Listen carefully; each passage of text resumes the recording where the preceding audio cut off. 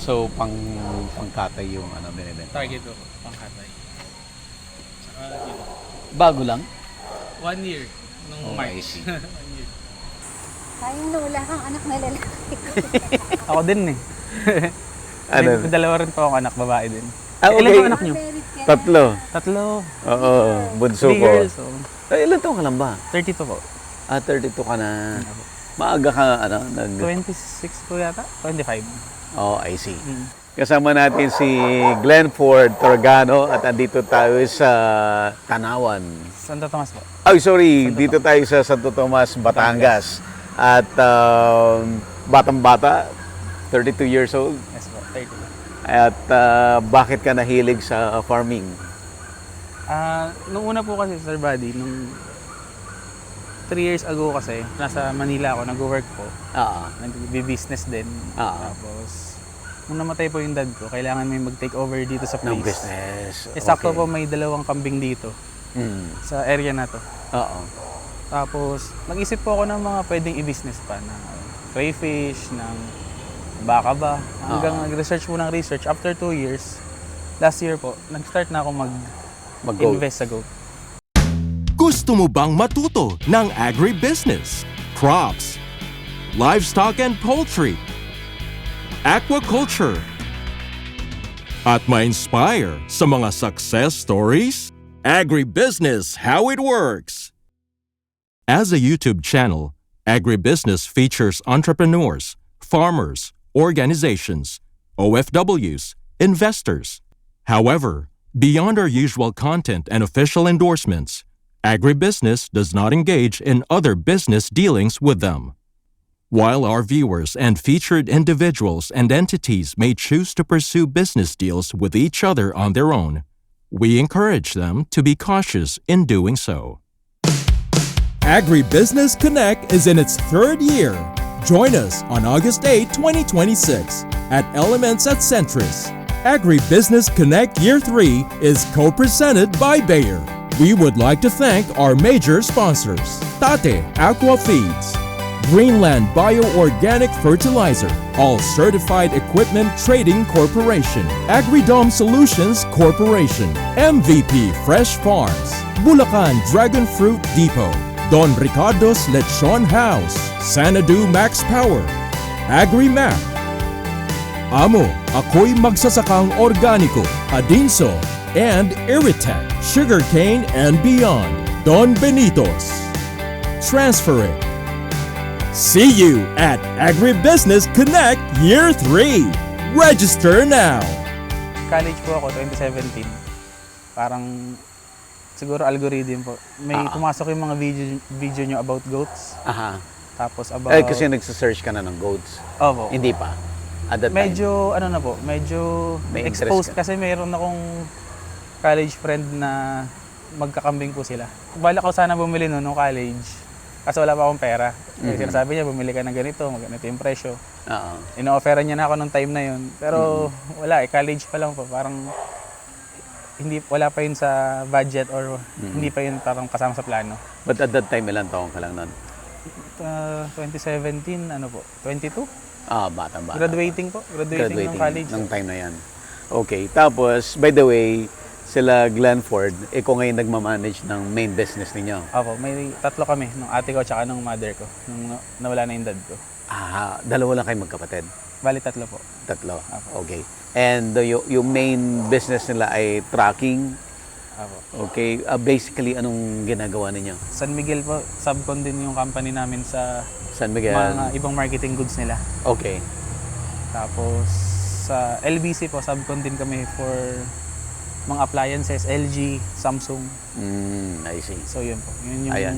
So yung main, so bakit may main business kayo, ikaw yun, kasama ka sa nagmamanage, but gusto mo pa rin mag-venture into goats? dahil hilig po talaga Sir Buddy ang goat farming. Okay.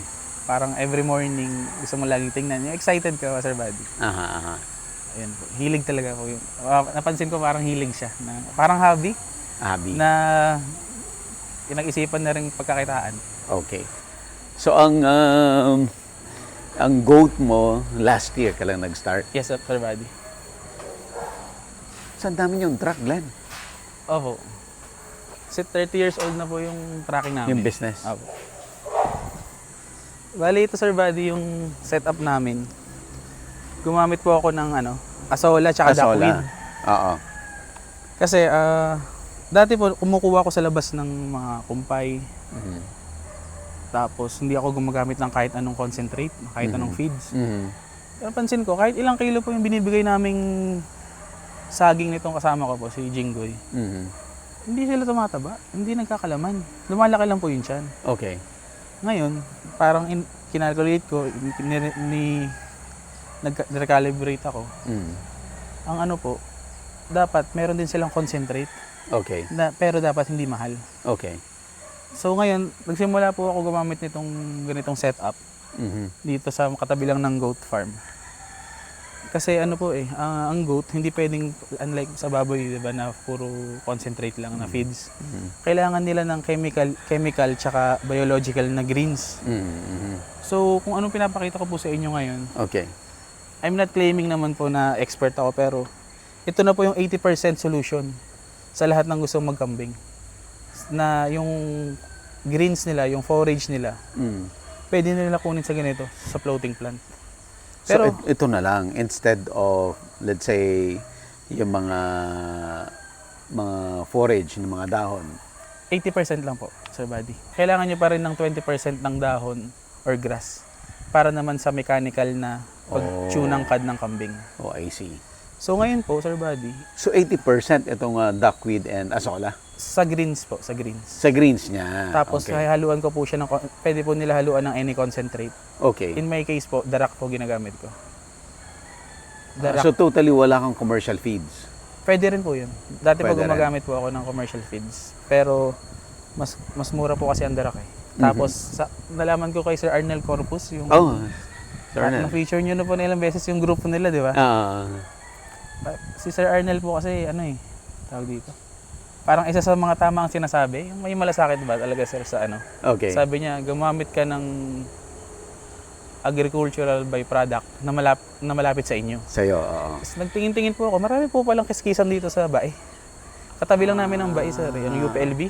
Oo. Parang 20 minutes lang po, andyan na eh. Aha. So yun na, nag-come up ako sa ganun, tapos nung nagmahal po yung diesel, Mm. ayoko na kumuha ng forage sa labas. E di ito po, pinadami ko yung mga to. Mhm. Tapos sa ilang months, okay po. So 80% ng greens ito. Kumbaga sa dating 5 kilos po nyo na papakain sa isang kambing, pwede na 1 kilo. Ang kagandahan po dun, Sir Buddy, hindi ka na magkakaroon ng mas maraming labor, hindi ka nagagastos sa diesel, Mhm. hindi ka na hindi ka na mauubusan ng mas maraming pang time. Kasi malapit na po eh. Yung greens mo, dalawa. Opo. Duckweed and asola, which is 80%. Opo. Yung other greens, it's either damo or yung Trimmings. mga trimmings or yung mga materia agua, ganyan. 3 leaves po, opo. Oo, so 20%. Opo. So that's 100% na. Opo. Yung 100% na yan na greens, i-combine mo ngayon sa darak Sa or darak. concentrate. Any concentrate, opo. Any concentrate. Ang composition naman niya ay Bali, 50-50 sila, Sir Buddy. 50-50 na. Ayan. Ayun. Yun po. Ayun. So, regardless of the age of the goats, depende lang doon sa weight. I-weight na lang po nila. Is either 3% ng body weight or 4%. Mhm. Or kung anong kaya nila ubusin Kung ang kayang ubusin. sa dalawang bigayan. So, umaga, hapon. Hapon, apo.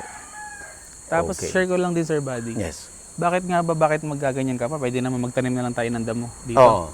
Ang kagandahan po kasi sa mga to, Sir Buddy, 7 to 10 times faster silang mag-regenerate compared sa Dumami. grass. Yun po. Yeah. Tsaka high in protein siya. Tsaka meron siyang nitrogen.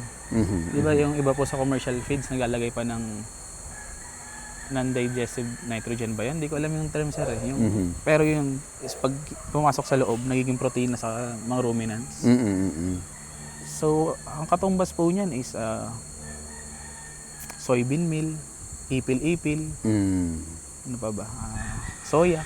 Mhm. Sa soya, parang 5 to 10% less lang ang percentage niya sa sa protein. Mhm.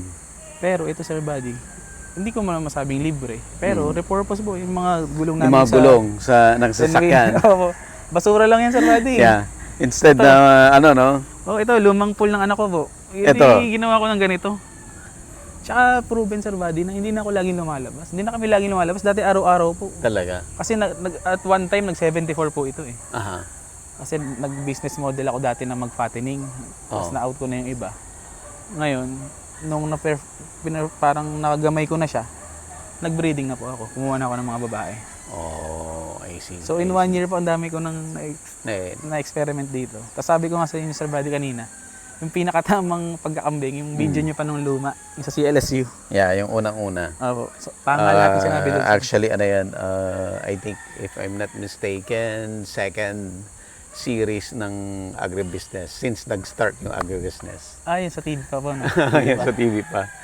Ayan, anyway, sige, tignan natin. So, ang setup mo dito sa Asola mo at saka duckweed mo ay mayroon kang liner. Opo. Okay. HDPE. Oo. Which is, ano lang to, no? Manipis lang, no? Manipis lang po. Okay. Tapos anong ginawa mo para hindi mabugtas yan doon sa ilalim? Ito po kasi matibay ito sa sa puncture. Okay. Yung 0.5 nila. Mhm. Tapos lupa lang. Hindi ka na nag-ano, no? Hindi ka na naghukay? Hindi na po, yan lang. Basta inano mo lang, tinaas mo lang Oo. dito sa pinatong dito sa gulong. Yes po. Dati Sir Buddy, nalagay lang namin yung tae direkta. Yung mahalo po sa pagkain. 2 hours bago namin ma-segregate. Okay. Ngayon, Kaya siya kaya nakasako. po, kaya ganyan namin. Which is, ano to, chicken manure? Ito, sa kanila. Sa kanila rin. Parang loop lang siya. Galing. Oo. Kaya yung sabi ko, pakita ko kay Sir Buddy, baka may matulungan iba. Nice. Kasi mahal yung diesel, Sir Buddy. Oo, paano mo inano to? Unti-unti mo bang na-develop itong sistema mo na to? Unti-unti po, Sir Buddy. So, through research mo rin? True research and experience po.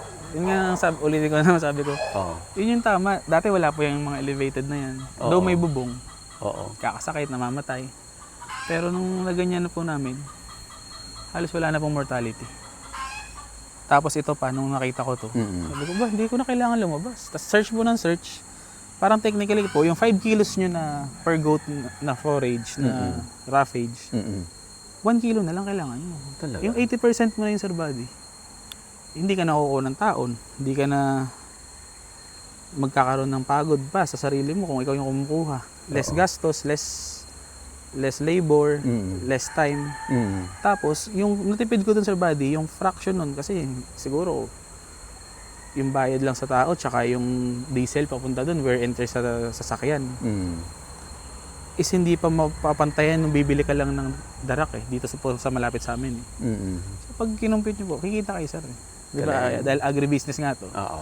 Though parang sabi nga ng asawa ko, parang hobby kasi konti pa lang. Pero ngayon po kasi, inaaral ko. Tapos pagka nagkaroon pa ng budget, saka mas na-perfect pa yung system, Oo. pwede po i-full blast. Which is tama naman na habang pinaperfect mo pa yung sistema, Dahan-dahan lang. dahan-dahan lang. Oo. At ang maganda na napuprove mo na nag-work siya. Nag-work. Tsaka nakailang, di ba yun nga po, nag-fattening ako dati. May instance po na pumupunta dito yung bibili. May instance na ako nagdadala. Mm. Kaya makabenta ng bulto sa kambing. Talaga, walang problema. Walang problema. Pag siseryosohin mo yung goat fattening, malakas na negosyo. Kaya pong palitan yung work siguro sa office. Sa 50 heads, parang pwede ka na mag 30 to 60. Sa 50 heads po na inahin Wow, per month. 30 to 60. 1,000 po sa compute ko. Kasi papakainin niyo yung mga nanay, tapos papatinin niyo yung anak. Mm.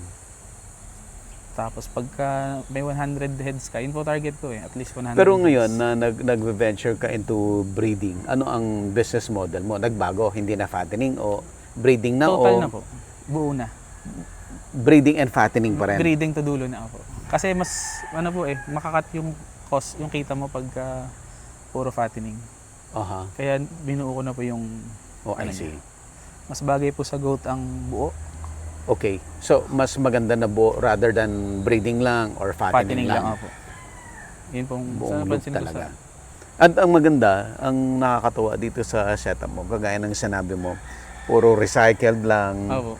Diba? Hindi mo kailangan mag-build ng ng mga mahal na gastos. Mahal na gastos, Kasi no? pagka po yung maayos talaga na setup, mamahalan po tayo dito. Mhm. Pero Mahirapan ka doon sa ROI mo. Mahirapan po. Tsaka, Ito pa, oh. ito. So, pakita natin dito. So, bukod dito sa dating pool Tsaka at mga gulong na linagyan ng liner, yung mga ref, Opo, Sir Buddy. Kasi kung makikita niyo po, Sir Buddy, itong ganito, tsaka yan, kailangan pa ng gilid. Tsaka ganito. Ang mga yan, kaya nila itong mag-isa. Hindi na, oo. Yan So, po. pinagbibili mo rin itong mga to? Opo, yung iba binibigay lang ng mga kakilala nating magja-junk shop. Oh, I see. Ayun. The purpose lang yung mga tires, Sir Buddy. Galing. Tsaka sa space na to, Sir Buddy, kung hindi ganito ang setup, Mm. yung sa sinasabi nga ng CLSU, Mm-mm. isa o dalawa lang pwede malagay dito. Yung kakailan sila ng damo. Mm-mm. Pero sa ganitong setup, siguro 50 healthy. So, wala ka ng itong production mo ng asola at saka duckweed. Kung titignan mo to, pag samasamahin mo, lahat ng space na may tubig, ilang square meter to? Nasa Hanggang dun sa lahat dulo. po kasama to, mga 120? 120? Square meters. Opo, mga 120. Ilan ang production mo na duckweed and Sa ngayon asola? po, hindi namin inuubos, Sir Buddy, kasi kailangan may tira eh. Oo. So, kaya na namin ng sa isang araw 10 kilos po. 10 kilos. Opo, sa More lahat. than enough doon sa need mo, More than enough. Sa numbers nila. sa numbers nila. Tapos kagandahan din, Sir Buddy, sa ganitong setup, tulad po ng pool na yan. Oo. Pwedeng kahit na semento yung lugar nila, Pwede mo pa rin lagyan. ganong pool, lagyan nila ng duckweed. Pwede pa rin sila mag-goat. Pwede pa rin. Tapos kung wala silang makuhanan ng grass, kasi ako may nakukuhanan ako ng mga ganyan eh, mga tree leaves, tsaka dun sa, may dalawa kaming lot dun sa tawid Meron kalsada. pa rin. Pwede sila mag-corn silage kung gusto talaga nilang mag-put up para sa roughage po. Clifford, ang tanong ko, kasi water. So, may lamok, may frog. Yung frog kasi kakainin niya yung asola. Anong pang-prevent mo dyan? Ngayon po, naglagay ako ng mga hito. May hito to. Oh, I see. Ayan yung mga nakikita niyo dyan. Yung may gumagalaw. Mga hito po yan. Subukan natin. Para hindi dumami yung lamok. Tsaka kahit magta-tadpole po, kakainin nila. Kakainin ng Hito. hito. Okay.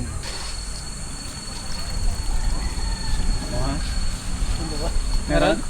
Wala. Ay, Meron? maliit. Isa. Oh, at least. Yun. Yun. Yan, ganyan lang po yan. Dati ganun lang sila. Lumaki na. Yan, huwag mo nang balag. Yan yung tagakain ng lamok. Yan, pakita mga dyan. Punta na nga natin isa-isa yung mga... Sa ibang animals pa ba, Sir Buddy, maraming nagaganito na rin? Gumagamit ng ganyan? O sa Mayroon manok? din chicken, duck, yung iba ginagamit sa isda. Yan po. Pero sa goat po, Sir Buddy, Sa goat parang, madalang pa? oo. Yan po. Gusto niyo ba makita, Sir Buddy, yung actual na ano? Kukuha siya ng... At sige, maganda Sige, tayo. kuha ka na, Jing. Kung paano po magtimpla. Pakita natin. Apo. Ayan, so mag-harvest siya ngayon. Yan. Yan po ginagawa niya tuwing umaga tsaka hapon. Hindi na po kailangan lumabas, Sir Buddy. Galing, no? Ito na 80% mo. Healthy pa yan, Sir Buddy. Mas mataas ang protein niya sa normal grass.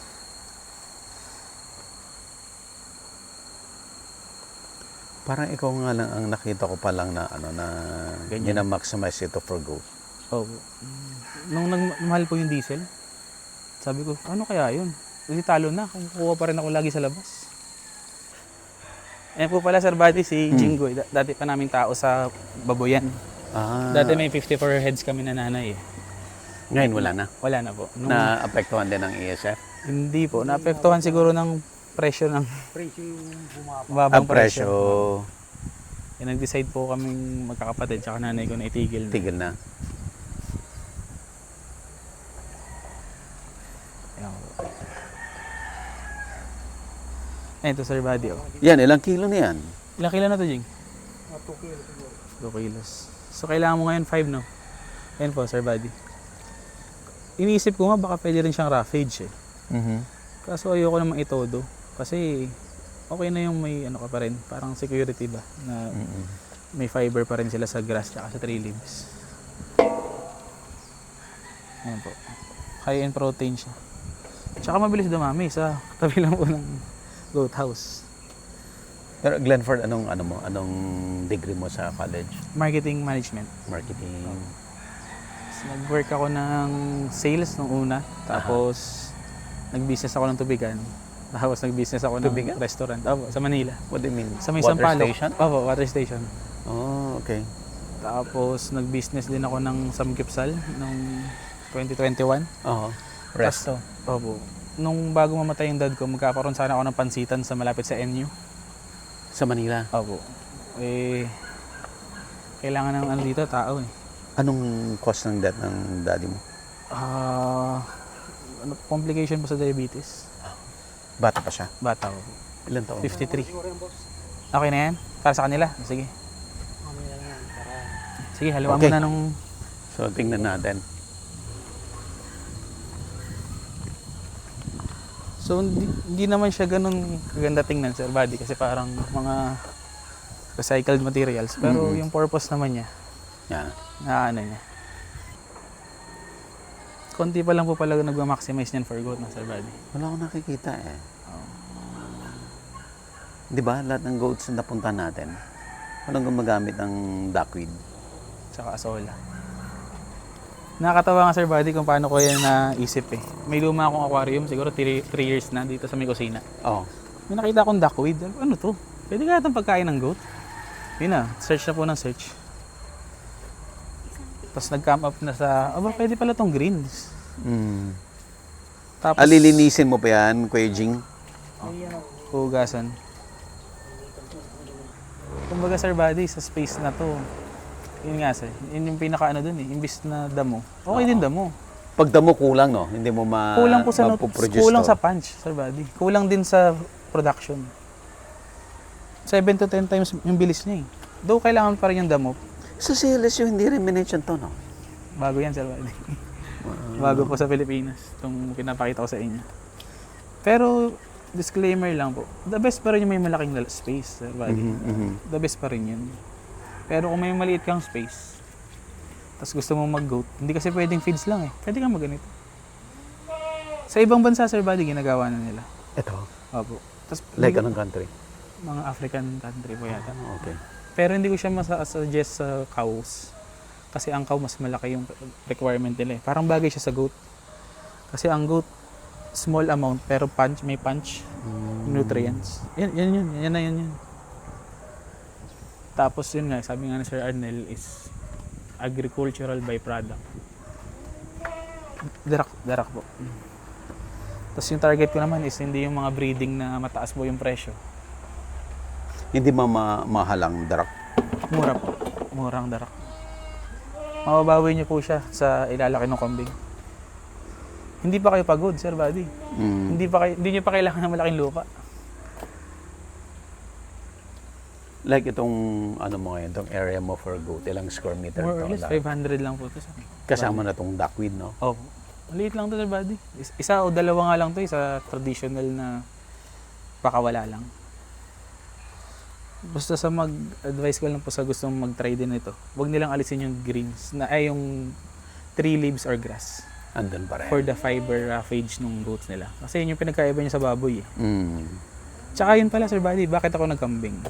Parang binalikan ko lang tanong mo kanina. Ito kasi, pwede mong i-scale ng hindi mabaho. Hindi siya ganun kaamoy po. Unlike sa baboy. Di, kung baboy po ito, wala na. Rereklamo na ako ng mga tao dito. Yung baboy nyo doon, ate, saan nakalagay? Doon po sa kabila, sinasabi ko sa inyo. Kabilang side. Ngayon po, kinukuha na ko na lang siya ng forage, roughage. Anong tinanim mo doon? Nung una po, mga Madre de Agua, ipil-ipil. Pero ngayon po, ang tatanim ko, pag may stock na yung Tagalipa na sa Dairy Farm Tech, yung Mombasa grass. Bali, yun na po yung sinasabi ko sa inyo, yung 20%. Ayan, ipil-ipil yan, sir, buddy. Katumbas yan. Di ba high protein po yun? Though yun nga lang, mayroon na siyang fiber. Ito, kumbaga, humiwalay lang yung fiber. Kailangan mo pa rin ng grass or tree leaves.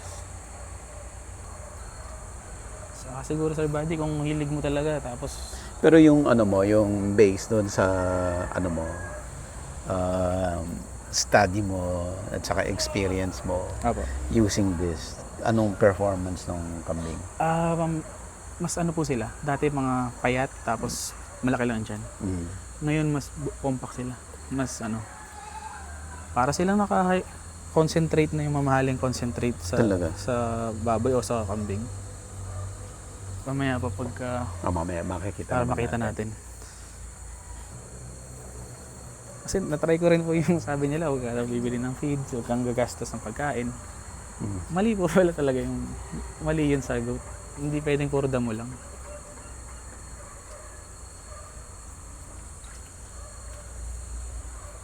Pwede siguro Sir Buddy kung konti nga lang. Mm. Tapos sa space na to. So tinrade off ko na yung pagbili ng malaking lupa, pagdagdag ng labor. So, si Kuya Jing lang ang tao dito? Oh, si Jing. Mag-isa niya? Oo, mag-isa niya. Kaming dalawa. Tinutulungan ko din minsan. Tsaka yung tae Sir Buddy, magagamit na pataba. Pabalik, no? Hindi na kailangan bumalik. Tapos pag tag-ulan po, mas dumadami yung mas asola. Tapos pagka naman mainit, mas dumadami itong duckweed.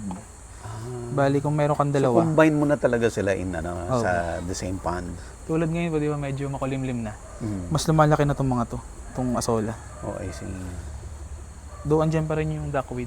Nung parang 3 weeks ago po, puro duckweed naman. Kunti lang yung asola. Ngayon tumubo sila. Asola na mga yun. Asola naman. Dahil nag-uulan. Dahil, opo, ang ano kasi ng asola, yung parang may clouds po yung araw. Yun yung ano niya, gusto niyang sunlight. Bakit hindi pwedeng idiretso na yan? Hindi kakainin ng kambing. Madumi po. Hindi kakainin ng kambing. Parang hinugasan lang siya, parang salad. Dati po nung wala pang sako, sumasama. 2 hours kami siya. 2 hours siya Butit naisip niyo itong naisa ko nyo. sa ano lang din po, search din Sir Buddy. Kaka-search lang ng search. Nakita mo lang din. Oo, nakita ko lang. Yung iba sa Africa, ang ginagawa nila sa baboy naman. Asola, hahaluan nila ng concentrate din yata. Mm. Sino yung pinapakain niya sa baboy niya? Baboy naman siya. Anong laman ng sako? Ano po, dumi po. Dumi ng kambing. Fertilizer nitong halaman. So, parang pinaka-input na lang po talaga is yung darak na binibili. Kung wala po yung darak, wala silang carbohydrates. Yan ang pinaka mo. Oh. Ito halos protein to. Protein po, tapos may nitrogen, may calcium, vitamins, minerals. Dahil fresh po siya eh. Mm. Kaya hindi ko binibigay ng dry para yung vitamins makuha pa nila. Oh, I see. Vitamins B, mga B vitamins. Hindi ko na alam yung pinaka-ano niya sa body, yung scientific. Pero halos kompleto siya. Ang kulang na lang niya is carbohydrates. Yun ang mababa sa kanya. Yun naman pong darak, kulang sa protein. Oh, wala namang protein. Oo. Ano siya, yan muna. Sige, lagyan mo na nung Okay. darak. Tapos tinitimbang po namin para sakto sa kanila. Oo. So pag nagdagdag ka ng herd mo, magdadagdag ka na rin nito. Pwede po. Pero sa ngayon, parang ilan ba kaya nito? Kaya pa. Kaya po nitong 50 sa ngayon. Titimbangan.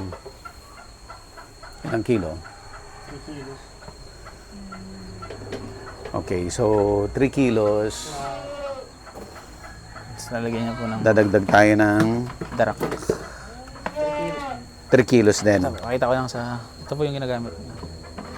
Galing sa kiskisan. Yung old school po na kiskisan. Oo. Yung kiskisan ng bayan. Mm-mm. Ayan siya. Minsan may bigas pong kasama, binlid. Ayan. Ito po yung... Yan pala marami sa'yo dito. Opo. Diyan, maabot lang. 15 hectares po yung taniman nila dyan. Ng bigas. Ng palay.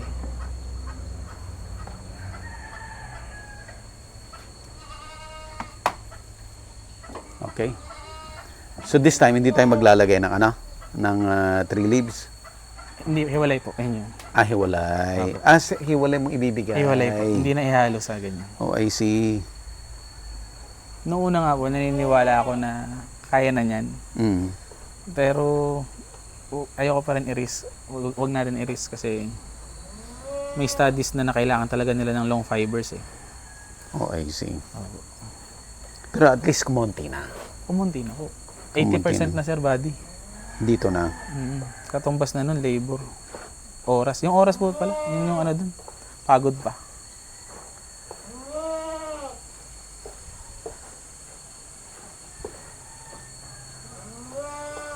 Kumbaga yung pinapakita ko po sa inyo ngayon, parang 80% ng greens ang nasolve natin. Hindi ka nalalabas or hindi mo kailangan ng malaking space. Yeah.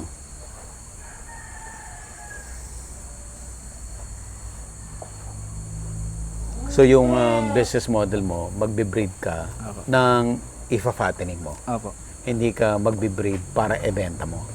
Hindi po. Hindi ko ibenta. Yung mga puro pangkatay. Pangkatay lang. Oo. So hindi kailangan na super purong breeds. Hindi. Kung kaya po, kasi mas malaki eh. Mhm. Pero hindi kailangan. Which is mas maliit din yung puhunan. Mas maliit. Oo, Yeah, tama. mas mabilis i-recover. Mas mabilis i-recover. Tsaka pwede pong i-scale. Pwedeng palakihin. Agribusiness, how it works. Instruct, inspire, succeed.